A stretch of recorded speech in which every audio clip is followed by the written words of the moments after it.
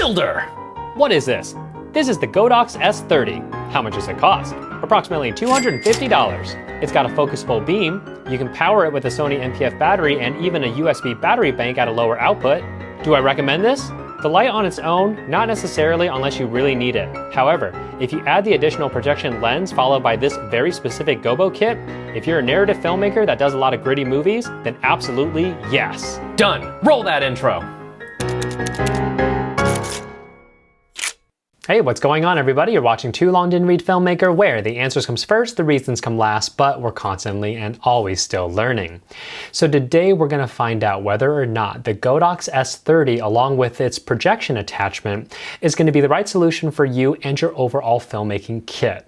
I want to thank PerGear, the store, for sending this out to me so that I can provide you this review today. So I'm going to try something new. Instead of me telling you the price again and what's in the box and all that other good stuff, I'm going to just basically leave a text thing right here because I kind of want to just get to the good stuff right away. I think most of you probably don't necessarily need to hear me say what's in the box. So if this works for you, go ahead and leave it down and comment below and let me know what you think. So without further ado, let's talk about this Godox S30. What makes this thing so interesting is the fact that it already has a built-in focusing element. So instead of having just a straight up wide beam, you can actually spot it down. This is very, very handy, especially if you need to direct light specifically to one point. You can further do this with the included barn doors, and these barn doors are really well made. It's made out of solid metal and it does a good job at allowing you to cut the light the way you want it to. Now, another cool feature is the fact that you can power this S30 with a USB battery bank or a Sony NPF battery. The only thing is you're only going to get 10 watts of power instead of the full 30. Now, for the USB battery bank, that makes sense to me. With the NPF battery, I don't know if it was just a limitation somewhere, but I do believe NPF batteries are almost capable of shooting up to 40 some watts of power because there are some more powerful LED lights that just use one NPF battery and they're definitely more powerful than 30 watts. So I'm not exactly sure why this is, but just know that when you're using battery power, you're only going to get 10 watts of total draw. Is this a bad thing? Not necessarily, because if you're shooting in a very dimly lit situation, then maybe that 10 watts is going to be enough to kind of blast something. If you're in a very, very bright scene, then 10 watts is obviously not going to be enough. Again, it's really going to just depend on you. Now, this design is actually quite good. It's very small, compact, made out of aluminum, and it does have a fan inside. Now, the fan is automatically driven. So if the heatsink gets too hot, the fan will kick on, and if it cools down, it's going to turn off. Now, in terms of, is this fan going to be a problem for you? In my opinion, it's not, because of how I see this light being used. It's going to not really be a key light per se. It's going to be off in a distance because of what it's capable of doing with focusing the light. So chances are the fan is not actually going to get into your shot or your audio gear. But for the sake of argument, here are some sample distance tests to see if you can hear it.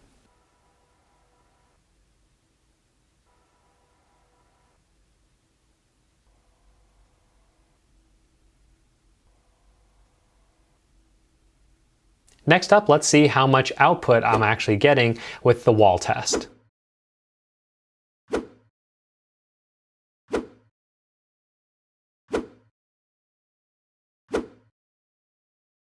Lastly, let's check out the color rendition, and I'm going to pair it up against with the Aputure HR672.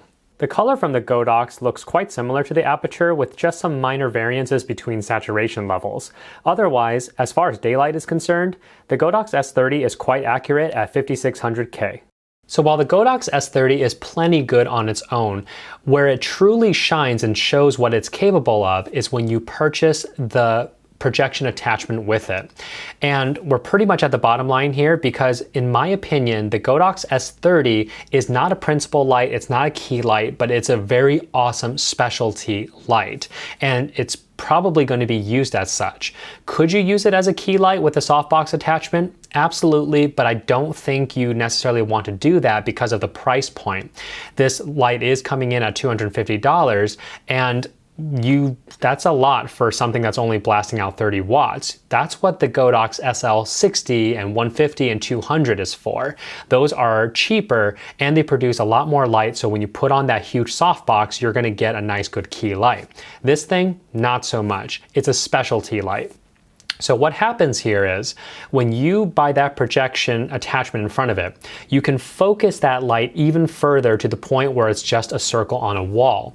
But when you add this very specific Gobo kit, the one with the window blinds, the window sill, all that other good stuff, you can now start projecting common shapes you would see in a narrative film. Specifically, if you're doing film noir like Blade Runner, or if you're doing some sci-fi, some action films, using this window sill and all these window blind stuff is going to help you make the background look more interesting. Now, I know it seems a little overdone, but here's what I'm trying to get at. You're not going to project the windowsill completely sharp on the background wall. That's not how light normally reacts when there's a huge moonlight or a huge source. Rather, you're going to throw that gobo slightly out of focus, almost towards the front, towards closer to the window. So the actor, whoever's standing in front of it, if they want to interact with that light, you're going to see the harder shadow on them and then the blurry shadow in the back. This gives depth perception. This makes that plain wall now have texture and depth, and that's something that's going to make your film look more visually interesting. And basically what I'm trying to say is sometimes we just don't have control of where we're shooting. Maybe that's the only location we get and the background is extremely boring. And simply just lighting it dark in the back and having your actor lit in the front, that's not enough. That's where this specialty light comes in. You throw on a gobo, whatever shape it is you want to manipulate the light to give it a little bit of shape, and you throw it out of focus towards the background so people can't necessarily see it, see what gobo you used, and then that suddenly adds a new layer of depth to your shot. And of course, you also have these color gels that Godox also sells along with certain kits. And you know, put in a blue gel, put in an orange gel, put in a green one, something. And then now you're adding color contrast to the person in front of you, as you can see in all these examples that I just showed. So I know I'm explaining a lot of theoretical stuff, and eventually when I finally get to a lighting tutorial, I can start showing you guys more setups. But for now, the bottom line is, the Godox S30 at its price point with the projection is strictly a specialty light should you need it. I would not recommend you get this light if you're looking for an awesome key light.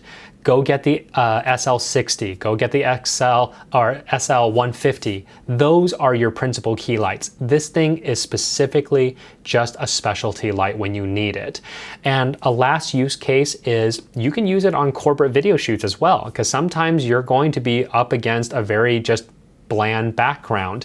And if you have a little bit of chance to do some lighting with it, yeah, throw some sort of fuzzy shape in the background and give that background some more texture.